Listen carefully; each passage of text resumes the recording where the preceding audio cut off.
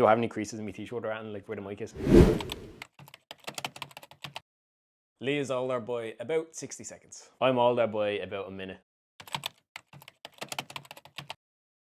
I've learned to deal with it a lot better. Growing up in school and playing football especially, it'd always be compared with one another. So it's something you have to just get used to the hard way. But nowadays, like me and Lee are the same in a lot of ways, but also we have our own strengths and weaknesses, so the comparisons don't really matter too much. I think when I was younger, and probably as a teenager, I would have been a lot more insecure.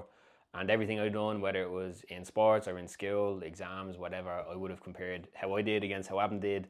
And if he'd done better than me, then I would feel like a bit more insignificant or something like that. But nowadays I think I handle it a lot better.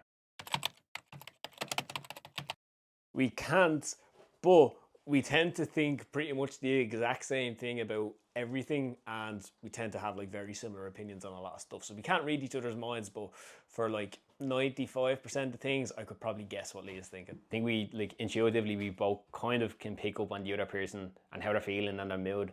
I don't want to say energy because it can sound very hippie, but like we both have a good understanding of each other, and sometimes we don't need to say things to each other. We can just kind of pick up on it without anything being said.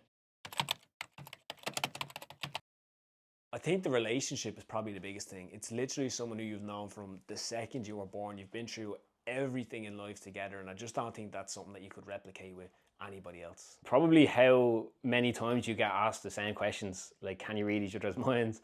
If I hit you, can the other person feel it?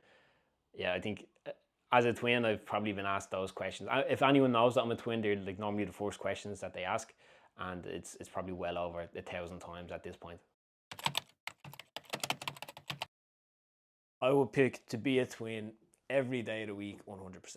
I'd definitely rather be a twin. I honestly can't imagine what life would be like not being a twin.